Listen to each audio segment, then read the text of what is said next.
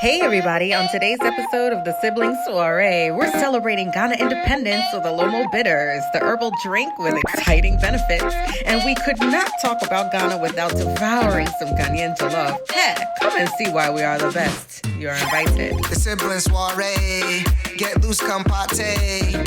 Know you had a long day, kick it, Munchies, never feel sorry. Hey, for living your best life, we gon' get just right. Sip fine wine, good dine, great vibes, all black biz on the rise, yeah.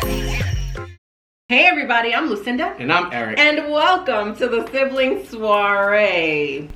I don't think that we should do it that way today. Should we switch it up today? I think we need to switch it up and do a special day. Do it the proper way. And we're Ghanaian bees.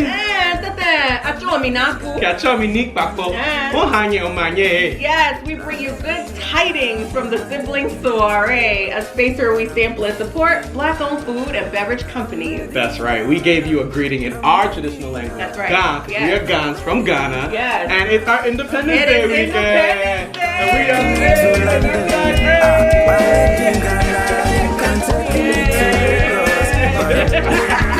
Welcome to Ghana. Shout out to our people. It's our independence. We're celebrating our culture, our tradition, our people, and we're so excited. Yeah, shout out to the Gold Coast. Listen, it is Independence Day, and we know that there's a beauty in the ability. I mean, we celebrate our culture 365 days, right? Yeah. But there's something about Independence Day where you really, really like hone in and celebrate and appreciate who you are as a people. Well, you're celebrating the freedom of your culture, right? So that independence gave us the freedom as people. Mm-hmm. So I think it's always important to look back at that time and appreciate, you know, all that was done or all that happened for us to have this freedom that we do now, you know? Absolutely. March 6, 1957, Ghana gained its independence. And we're just so appreciative as Ghanaian American kids for freedom. for freedom, right. Something we still like, we struggle with in this country. But yes, we're very appreciative of it. And you know, Ghana, it was great because Ghana was pretty early on to get independence, you know, compared to a lot of the rest of Africa. Absolutely. I mean, I think we're like around the top 10 first countries to get independence. So that's special because, you know, I feel like we've come a long way since that and we're grateful. Yeah, you know, nice. Dr. Kwame Nkrumah, an HBCU grad, went to Lincoln University. And a Sigma. Hey. And so, again, you know, when we talk about the leadership of people who are willing to sacrifice, you know, for the ability, the greater good for us to benefit from that for centuries to come. Again, you just think about the power of that. It's amazing. Very powerful. So today we are drinking a cocktail that we made featuring Alomo Bitters. Alomo Bitters. Bitters. Yes. So bitter is funny because, you know, we wanted something that we wanted to keep on with the Ghanaian theme today. Today is fully Ghanaian. 100%. Everything. So Alomo Bitters is a drink that, you know, is made, it's from Ghana, and it is an herbal bitter drink. So we use bitters in a lot of cocktails here. Bitters are used by bartenders all over the world, really, and we know that it helps add depth to cocktails. It helps to enhance the sweetness or the sourness of the beverage, and so bitters is not something new. No, not at all. But these bitters are a little unique in the sense that, you know, they have a lot of medicinal purposes. You know, people drink it for well-being and for good health. There's also, you know, a rumor, or it's not even a rumor. It's not a rumor, actually. It has some aphrodisiac properties. It helps for vitality. So people drink it, you know. No, real talk, when we called our dad and was like, "Oh, Daddy, we're going to be featuring Alomo Bitters." He's like, "Hey, it's an aphrodisiac. Oh, be careful." We are a family show. Well, how do families come to be? Hey, this is true. It's all part of the story. Full circle. No, but I think it's important to note. So because of its medicinal factors, particularly it being an aphrodisiac, it has sold tremendously. Nigeria, I think they said that they sold over like 15 million bottles of Alomo Bitters because people kind of like the idea. A lot of people back home drink this regularly, you know, and it's like, you know, men doing it maybe for the benefits. Maybe older people doing it for just like health benefits in general. Maybe wives pushing it on their husbands a little bit. You know? I know that he said that there's a lot of commercials in Ghana that it's not just the men, it's the women who are kind of some fun commercials. Maybe we should show one of those. Yeah. Alomo Bitters.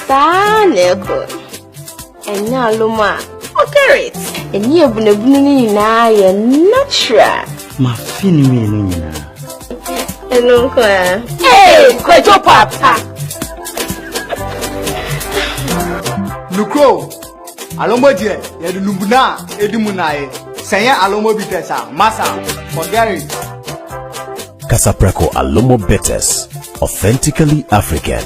Sapepe. But we also know that it is an alcoholic beverage. It's about 40%, alcohol content. Right. But it does have medicinal factors. And we know that, many of our people, if you look at our ancestors, we utilized herbs to treat multiple ailments. These were the remedies of those times, of our older times, right? And they were a lot healthier than we were. Absolutely. Not for nothing, you know what I mean? So there is something to be said about the benefits behind drinking herbs and these natural, cures for ailments. Or it's of the earth, and it's not full of chemicals and all these other things that we take in today. So let's go back to celebrating the herbs. So look, for Independence Day, for natural remedies, for aphrodisiacs. How about just a celebration of our people? Hey, cheers. So this is delicious. Yeah. So let's talk about our cocktail today. Okay.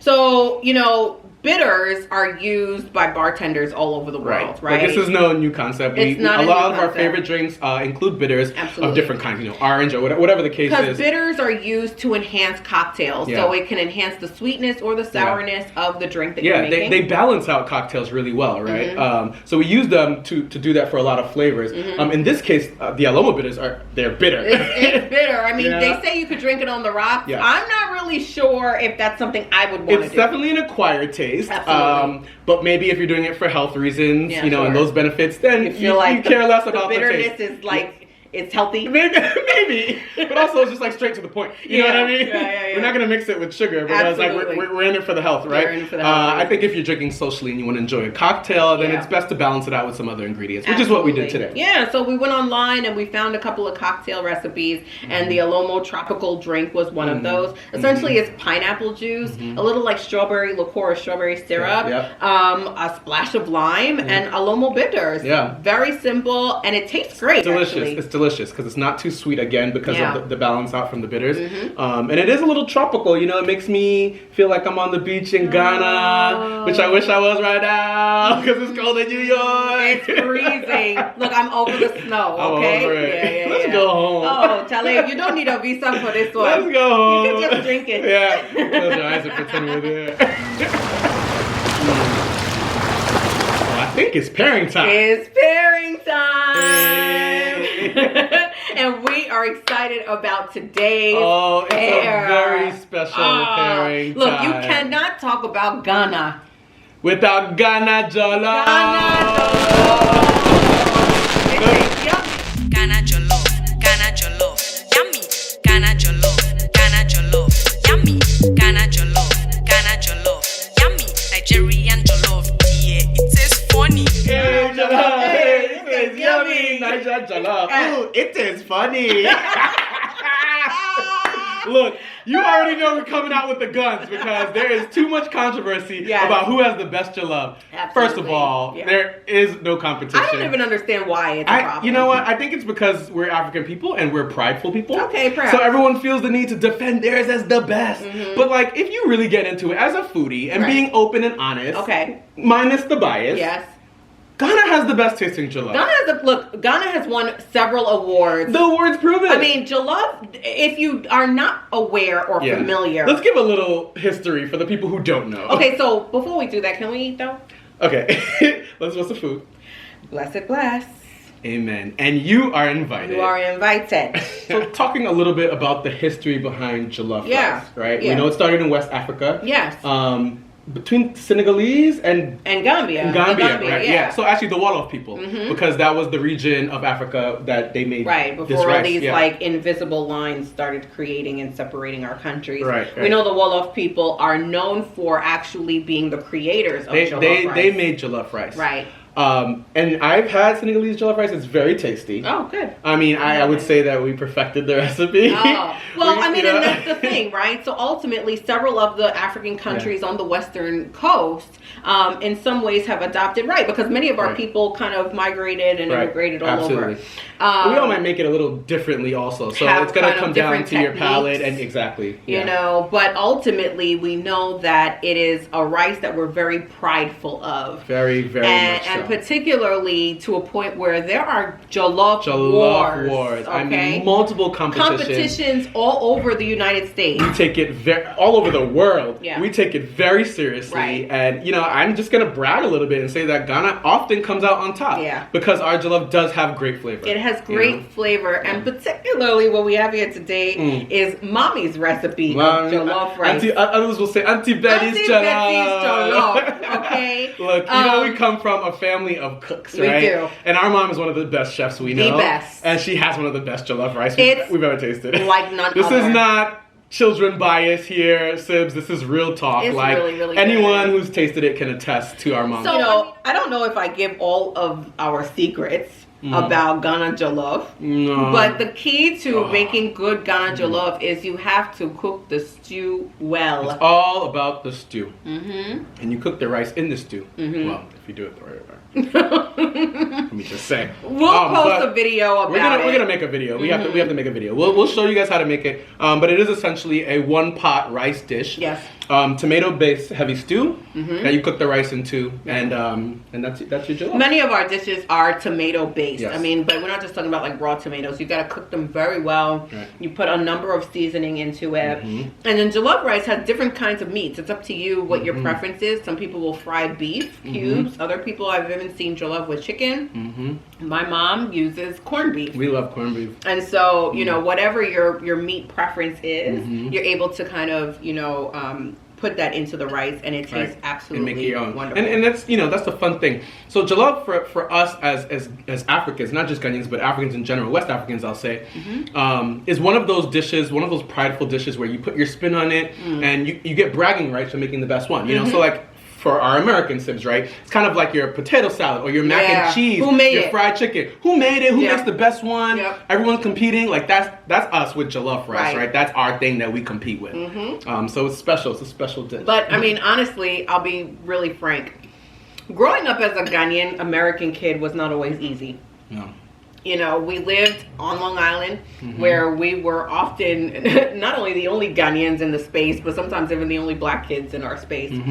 And I didn't always like jollof rice. I mean, I feel almost embarrassed to say that, but it was kind of spicy, and I think maybe it was my own rebellion. Like, no, I don't want to eat that. Yeah. You know? You're taking a stand. Yeah. It's interesting because, I mean, I feel like I always liked it, but I think I took it for granted a little bit because I didn't realize how special of a dish it was until I moved to Ghana as a teenager. Right, like jollof is a party meal. Yeah, you know, we make it at holidays. We make it for parties. Like it's a celebratory, like in nice fact, our meal. parents say every event that they go to is jollof. There's always jollof because you know that is when you're at a Ghanaian party, like there's jollof rice. Yeah. There has to be. You know what I mean? But I think as kids, and now I realize how lucky we were that mom would just make jollof because it was Tuesday. You know what I mean? Yeah. And it was just like, oh, we're having jollof. And I think I didn't appreciate, you know, how special the dish was and how good it tasted until I got older. And the work that went into it. And the work that went into it, right? But also as our palates evolved, we were just like, wow, this is a really tasty, complex dish. Listen, for me, it was like one day the light bulb just went off. We used to go camping. Oh, yeah. Right? And so our parents would take us glamping, okay? Because we weren't in a tent. Okay. I was about to correct, right? We didn't actually camp because we get called out for this. You know, people talk about camping and that's like in a tent and a sleeping bag under the stars. No, we went glamping. So it was like a pop-up trailer. It was like trailers and log cabin community, but they had like a water park and a convenience store and like, so it wasn't really camping. But it was the outdoors. But it was outdoors. Listen, and you know what? Shout out to mom and dad. For Ghanaian kids, we were exposed. They did really well at exposing us to different things. Absolutely. And we're just grateful for that because like all of these experiences shaped us. Absolutely. And they did really well to do that for us. They did. So, they did.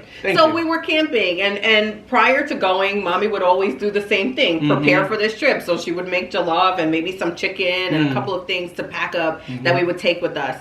And I remember being kind of like on strike. Like I wasn't eating any of these things. And I don't know if it's because I was just hungry or, you know, we were just in the wilderness for some reason. She does not not do outdoors, y'all. I don't do outdoors. She doesn't do bugs. Like even a butterfly might as well be a lion coming out here. I know they're beautiful, but I'm good. Yeah.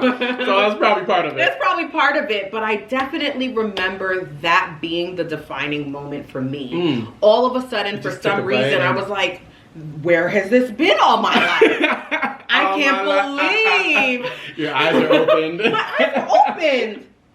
Yeah. And that bite of jollof like changed my life forever. That's crazy. Well, especially because you weren't a fan of outdoors, I feel like that was a taste of home. Yeah. You know what I mean? Like it was comfort because that was mom's cooking. It was familiar. Exactly. It took you outside of that foreign world that you weren't about at that moment, Yeah. So look, Ghana Jollof saved my life. Hey. Oh, words to live by. I love that. Ghana Jollof saved my life. So look, if you haven't gotten your hands on some Ghana Jollof, do yourself a favor. Please do. And either find a Ghanaian restaurant or look up a recipe. Better yet, find a Ghanaian friend that makes jollof well. And let them cook it for you. Absolutely. So listen, guys, it's not goodbye. It's simply see you real soon. It's always see you soon. Happy Independence Day. Happy Independence. To all our Ghanaians. To all of our Ghanaians. And to all our Sibs. Thanks for watching. Indeed. May God bless our homelands. In Ghana, and make our nation great as Cheers. Cheers. E and Lou, lovers of drinks and food, sharing that fleek review, helping you identify jewels, the gems and the places, something like the water in Oasis. Buy black, that's a great win. Circulate the dollar, that's what we call amazing. The Sibling Soirée.